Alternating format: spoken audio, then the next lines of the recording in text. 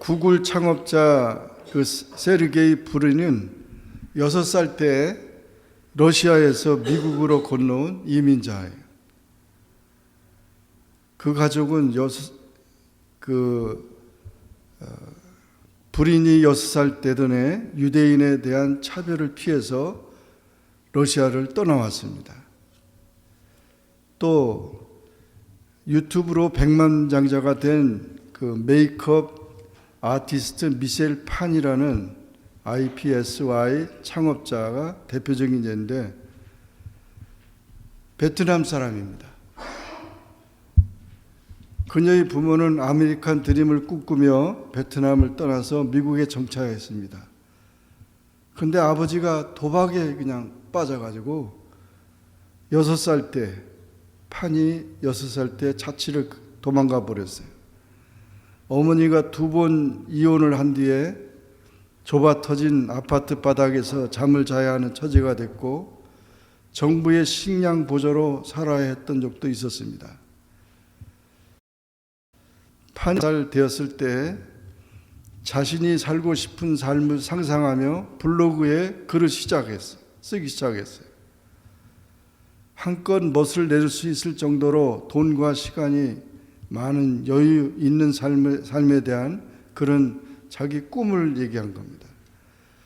그런데 2007년 블로그 독자 2명이 미셸의 화장 기술을 알려달라고 요청을 했고 그 미셸은 자신만의 화장법을 담은 7분짜리 동영상을 만들어 가지고 유튜브에 올렸는데 그것이 대박이 난 것이죠. 그래서 그가 리얼리티 TV 제작사 엔드몰과 온라인 라이프스타일 채널을 개국하면서 아주 일확갑부가 되어버렸어요. 판은 이렇게 말합니다. 도전은 이제 시작이다. 그래서 정말 그 어려운 상황 속에서 그저 끊임없이 꿈을 가지고 이렇게 나갔다는 거죠. 심리학자인 토리 하킨스는 미국 콜럼비아 대학 교수인데 미국의 사회 분위기와 양육 환경은 도전의 의식을 불러일으킨다. 그렇게 분석을 했습니다. 그러면서 인생은 도전이다. 열심히 공부하면 보상을 받는다는 성취지향적인 메시지를 지속적으로 이제 아이들에게 가르쳐야 된다는 것입니다. 하킨스 교수는 미국인의 경우 65% 정도가 성취지향형이고 한국, 중국은 65% 정도가 안전지향형이라는 거예요. 그래서 중요한 이민자들에게 중요한 것은 뭐냐면 꿈을 포기하지 말라는 거죠. 절대 자포자기하지 말라. 아이들에게 절대 물려줄 수 없는 것이 한 가지 있다면 바로 자포자기다.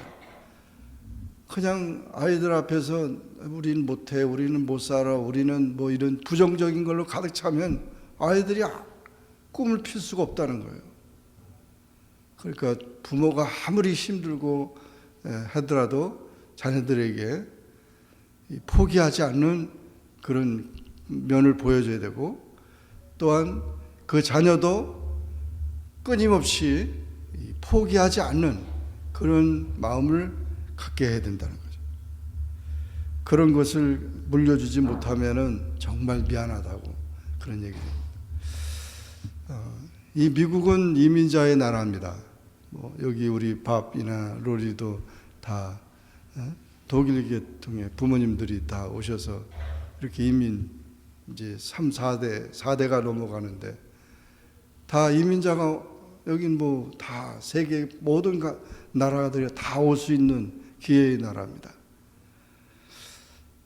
우리는 정말 그런 꿈을 잃지 않는 그런 이 나라가 되어야 되고 또 이곳에 청교도들이 와서 정착하면서 신앙 안에서 또 이렇게 이 위대한 미국을 만드는 것입니다. 그와 같은 의식을 우리가 가지고 항상 꿈을 잃지 않는 그런 삶을 살아가야 될 줄로 믿습니다. 오늘 저는 요셉을 얘기하면서 요셉이 어떤 사람인가를 한번 생각해 보고자 합니다. 인생은 드라마 같습니다. 요셉은 어린 시절에 친엄마를 잃었습니다. 엄마의 사랑을 못 받고 자라는 것입니다. 적어도 유치원에 가기 전까지 아이들이 부모와의 애정 관계가 훼손되지 않으면 평생 애정 결핍을 느끼고 산다고 합니다. 다행스럽게 아버지의 사랑을 받았는데 이것이 또 틀린 사랑이었습니다. 편애였습니다. 10명의 형들이 있었는데 아버지가 늦게 얻은 아들이고 친엄마가 없다고 해서 특별한 사랑을 한 것입니다. 요셉만 채색 옷을 입히고 금이야 오기야 하며 키운 것입니다. 이렇게 자라면 주로 자기 중심적이고 이기적인 아이로 성장하게 됩니다. 창세기 37장 2절에 보면 요셉이 형들의 잘못을 아버지께 고했다고 했습니다. 누가 내 허물을 자꾸 말하고 수군거리면 관계가 깨어지고 미워할 수밖에 없습니다. 거기다 꿈을 꾸고는 이것을 자랑 삼아 말할 정도였습니다. 형들은 더 미워했다고 했습니다. 결국 그 결과로 형들에게 미움을 받고 노예로 팔려갔습니다. 청소년의 시절 요셉의 인격이나 삶을 보면 앞으로 큰 인물이 되겠구나라는 생각이 들지 않습니다. 그런 요셉이 13년 뒤에 하나님의 절대적인 축복 속에 이집트 제국의 왕으로부터 총리가 되어달라는 부탁을 받게 되었습니다. 여러분, 이 요셉이 누가 이렇게 만들었을까요? 정말 요셉을 한번 생각해 보세요. 누가 만들었을까? 아버지가 없습니다. 아버지 멀리 가나안 땅에 있고, 또 어머니는 죽었습니다. 형님들은 자기를 팔아먹고 전혀 도와준 게 없어요. 또 자기는 애굽으로 노예로 팔려왔어요. 돈도 없어요. 그냥 가진 거라고는 몸밖에 없는 거죠. 30세 건강한 몸밖에 없는데, 그런데 이 상처투성인 요셉을 하나님이 총리 되게 하셨다는 거죠. 그 이민자의 애굽에 날아가서 그 언어도 틀리고 문화도 틀린데 거기 가서 요셉은 정말 성공했다는 것이죠. 그러므로 우리는 요셉을 볼 때 이민자의 성공적인 모델이라고 볼 수 있어요. 요셉의 가정은 이민자의 성공적인 모델이에요. 우리가 이것을 잊지 않아야 합니다. 그것을 우리가 배운다면은 우리가 이 미국에 와서도 우리도 그렇게 살 수 있습니다. 요셉같이 살 수 있습니다. 다 우리가 그런 꿈을 가지고 이 땅을 밟고 왔고 이곳에 오지 않았습니까? 정말 요셉은 성공한 사람입니까? 하나님이 그를 축복하신 이유가 무엇입니까? 오늘 요셉의 축복을 보면서 우리 자신들을 돌아보는 그런 시간 되기를 바랍니다. 첫째, 요셉이 받은 축복이 무엇입니까? 다 같이 한번 따라 해보시기 바랍니다. 영원의 축복을 받자. 영원의 축복을 받아야 합니다. 이민자로서 살아가는데 가장 중요한 축복이 영원의 축복입니다. 여러분, 여기 오늘 본문에 있는 말씀 보세요. 그 당시 애굽은 세계 제국입니다. 가장 큰 나라예요. 오늘같이 미국 같은 나라인데 그 나라의 왕이 요셉을 뭐라고 얘기를 했어요? 여기 보면 바로와 모든 신하가 요셉을 하나님이 신이 감동한 사람이라고 그랬어요. 그 사람들은 하나님을 믿지 않습니다. 그런데 요셉을 보니까 하나님이 함께한다 이거죠. 하나님이 함께하는 사람이다. 그러니 너같이 명철하고 지혜 있는 자가 세상에 없다 그랬어요. 생각해 보세요. 요셉이 지금 대학을 나왔습니까? 애굽에 유학 왔습니까? 아니에요. 전혀 대학도 안 나오고 뭐 유학한 것도 아니고 노예로 그냥 일만 그냥 힘들게 일만 한 사람인데, 그런데 어디서 그렇게 지혜가 있고 어디서 그렇게 명철이 있어요? 이것은 하나님과 함께 했고, 요셉은 의지할 거라고는 아무것도 없으니까 오직 하나님을 의지했다는 거죠. 하나님을 의지하고 하나님 붙들고 노예 생활하고 하나님 붙들고 옥 생활하고 하나님 붙들고 그가 계속 나가니까 하나님께서 그를 이렇게 축복의 사람으로 만들었다는 것입니다. 이것이 바로 요셉의 영성입니다. 우리는 이 요셉의 영성을 잃어버리면 안 됩니다. 믿지 않는 사람들이 바로 여러분들을 볼 때 정말 저분은 정말 예수님을 참 믿는 사람이야. 정말 저분을 보니까 그 어려움 당해도 열심히 기도하고 하나님 앞에 기도하면서 문제를 해결해 나가는 거 보니까 정말 진실한 신앙이냐? 그렇게 인정받아야 된다는 거죠. 그런데 세상 사람들이 볼 때 아이고 예수 믿으세요 그러면 당신이나 잘 믿어, 당신이나 잘 믿고 복 받아, 이렇게 얘기한다 그러면 얼마나 정말 창피하겠어요. 여러분, 요셉은 하나님이 꿈을 푸셨죠. 요셉의 꿈을 풀었습니다. 술 맡은 관원장의 꿈을 풀었습니다. 바로의 꿈을 풀어줬습니다. 그래서 성령의 특별하신 역사가 요셉에게 함께함으로 그 모든 지혜를 소유하게 된 것입니다. 성경의 인물 중에서 예수님을 가장 잘 보여주는 사람이 요셉입니다. 신앙생활은 두 가지를 잘하면 됩니다. 하나는 하나님의 뜻을 아는 것이고 또 하나는 하나님의 뜻에 순종하는 것입니다. 운전을 잘하는 사람은 자동차에 대해서 잘 알고 교통법규에 대해서 잘 아는 사람이 아닙니다. 자동차의 용도에 맞게 그리고 교통법규를 따라서 안전하게 자동차를 몰 줄 아는 사람이 운전을 잘하는 것입니다. 마찬가지로 신앙생활을 잘하는 사람은 하나님의 뜻을 기록한 성경을 많이 아는 사람이 아니라 성경 말씀대로 사는 사람입니다. 요셉의 영성 중에 가장 알려진 부분이 하나님과 동행했다고 하는 것입니다. 창세기 39장에 보면 4번이나 여호와께서 요셉과 동행했다, 여호와께서 요셉과 함께 했다고 말씀하고 있습니다. 하나님과 동행하면 형통합니다. 창세기 39장 2절에 보면 여호와께서 요셉과 함께 하심으로 그가 형통한 자가 되어, 창세기 39장 3절 그의 주인이 여호와께서 그와 함께 하심을 보며 또 여호와께서 그의 범사에 형통하게 하심을 보았더라. 창세기 39장 23절에는 여호와께서 요셉과 함께 하심이라 여호와께서 그를 범사에 형통하게 하셨더라. 이렇게 형통한 자가 됐어요. 하나님과 함께 하니까 축복된 자가 됐다는 거죠. 왕이 요셉을 선택한 이유는 하나입니다. 왕이 왜 요셉을 좋아했겠어요? 요셉을 좋아한 이유는 요셉이 가졌던 지혜 때문에, 요셉이 가졌던 영성 때문에.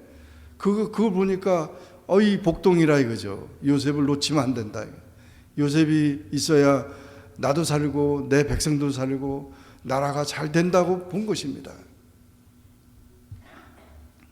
요셉이 왕의 꿈을 해석하면서 앞으로 나라에 일어날 문제에 대하여 지혜로운 답을 준 것입니다. 그 지혜를 들으면서 이같이 하나님 신에 감동한 자를 어떻게 얻겠느냐 했던 것입니다. 바로 왕도 요셉의 지혜가 그의 공부나 인생 경험에서 나온 것이 아닌 것을 알았습니다. 요셉 자신도 하나님이 주신 답이라고 했습니다. 하나님은 우리에게 지혜를 주십니다. 그래서 지식과 명철을 함께 주신다고 했습니다. 내 자신에게나 누군가에게 문제가 있을 때 꼭 필요한 것이 이것입니다. 지혜가 있으면 나도 살리고 남도 돕고 가정에서도 직장에서도 교회 안에서도 꼭 필요한 것입니다. 그런데 그 지혜와 지식과 명철이 어디서 옵니까? 골로새서 2장 2절 3절에 보면 그리스도를 통해서 온다는 것입니다. 문제와 사건 속에 숨은 하나님의 계획, 하나님의 축복, 하나님의 능력을 보는 눈을 의미하는 것입니다. 불신자든 신자든 영적인 문제가 오면 그렇게 똑똑하던 사람도 결정적인 순간에 어리석은 판단과 결정을 하고 실패의 길을 갑니다. 요셉이 부족해서 노예로 팔려가는 것 같고 억울하게 감옥 가는 것 같아도 그냥 일어난 사건이 아닙니다. 하나님이 준비하신 축복을 위해 성령이 동행했고 성령이 인도하셨고 성령이 역사하는 삶을 산 것입니다. 창세기 37장 2절에 요셉이 문제가 시작되고 가정을 떠날 때 그의 나이가 17살이라고 했습니다. 왜 이때의 나이를 밝혔을까요?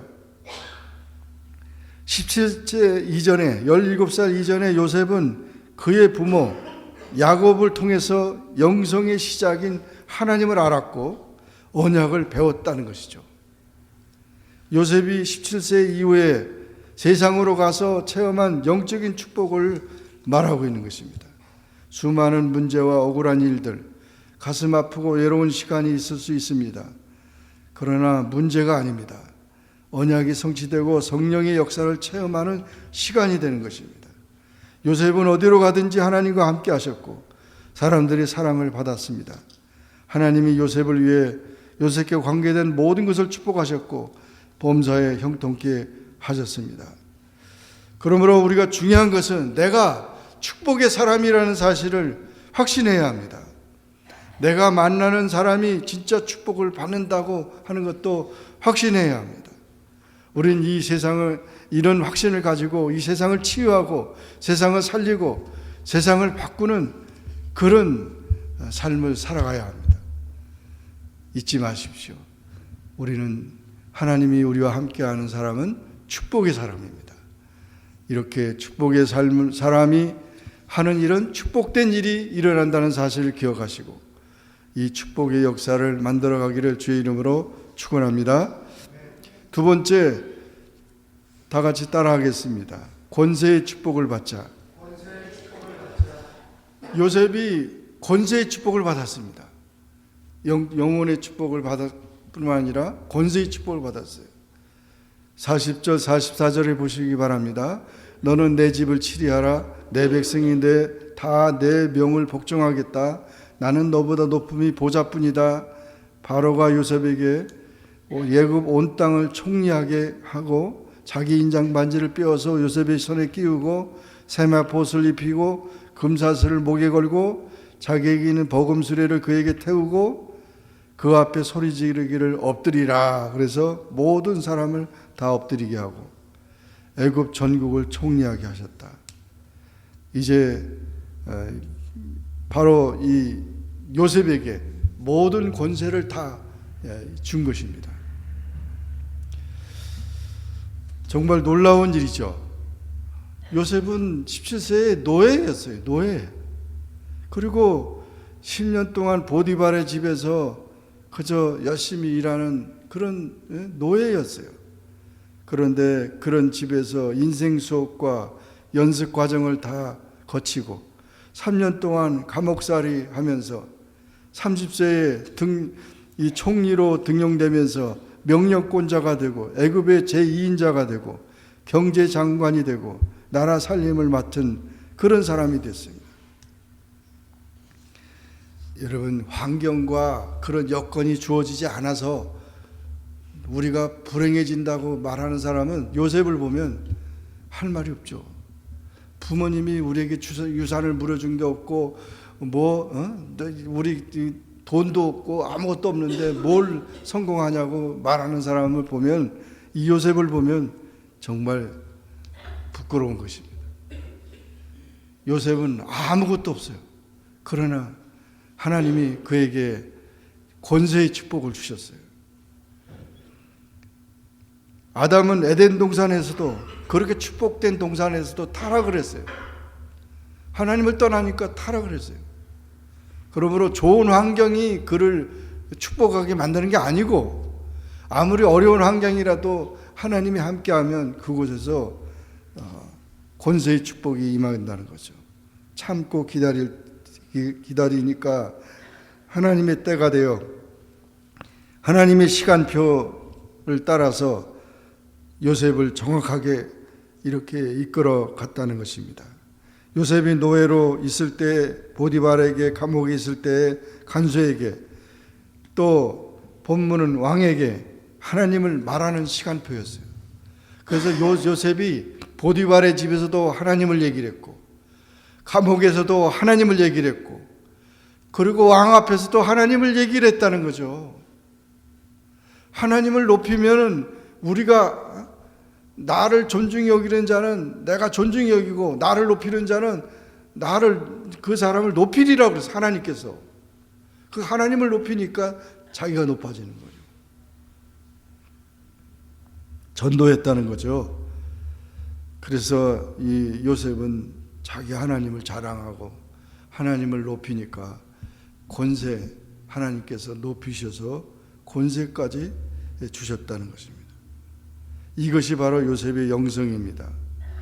거기에 내가 살릴 사람이 있고 그때 세상 살릴 내 영성이 자라는 것입니다. 사무엘상 2장 6절 8절에 보면 한나의 고백이, 이런 고백이 있습니다. 여호와는 죽이기도 하시고 살리기도 하시며 은배 내리기도 하시고 올리기도 하시는도다. 여호와는 가난하게도 하시고 부하게도 하시며 낮추기도 하시고 높이기도 하시는도다. 가난한 자를 진토에서 일으키시며 빈핍한 자를 거름더미에서 드사 귀족들과 함께 앉게 하시며 영광의 위를 차지하게 하시는도다. 땅의 기둥들은 여호와의 것이라 여호와께서 세계를 그 위에 세우셨도다. 이 말이 바로 요셉에게 적용된 거 아닙니까? 정말 노예같이 옥에 살던 그런 자를 총리가 되게 하죠. 그건 정말 놀라운 거죠. 이렇게 요셉은 정말 하나님의 권세의 축복을 받았습니다.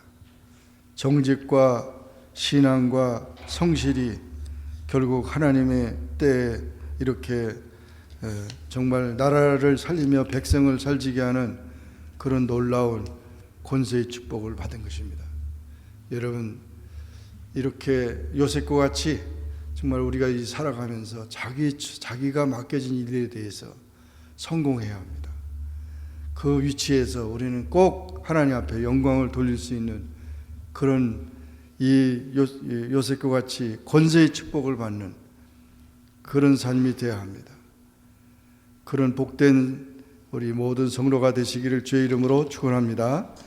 마지막으로 세 번째, 다 같이 따라하겠습니다. 가정의 축복을 받자. 요셉이 45절에 보면 그가 요셉의 이름을 바로가 그렇게 한 거죠. 사브낫 바네아라고 하고 또 온 제사장 보디베라의 딸을 아스낫을 그에게 주어 아내를 삼게 했다. 요셉이 나가 애굽 온 땅을 순찰하니라. 30살에 결혼했어요. 그래서 가정의 축복을 줬어요. 그것도 바로 왕이 특별히 그냥 그 총리가 됐으니까 그 총리가 된 부인을 아주 그 제사장의 딸이면은 그 굉장한 그 지위에 있는 거죠. 거기서는. 그렇다고 요셉이 그 애굽의 종교를 따라간 건 아니죠.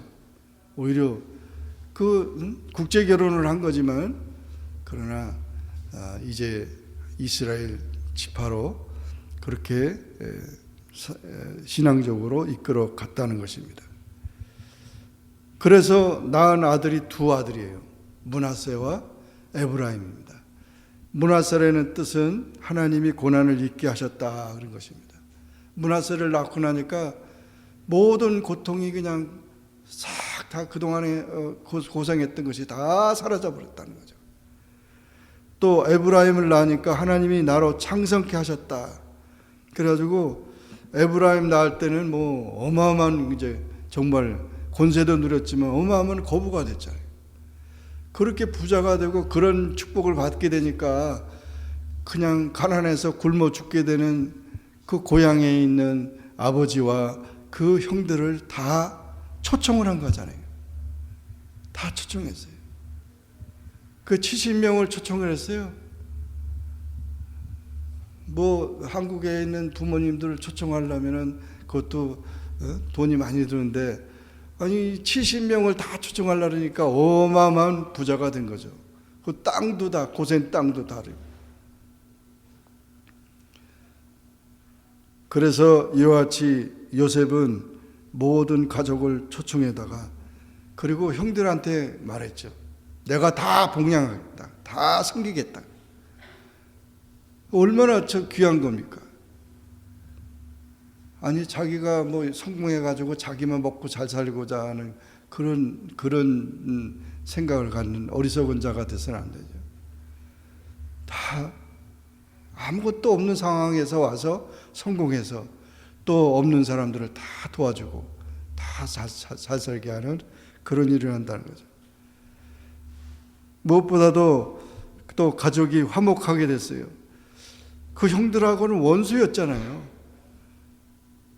우리가 생각해봐도 그렇게 노예로 팔고 형들이 자기 죽이려고 했는데, 자기가 그만한 위치에 됐으면 형들을 갖다가 혼 좀 나게 좀 야단도 치고 이래야 되는데 전혀 그렇지 않아요.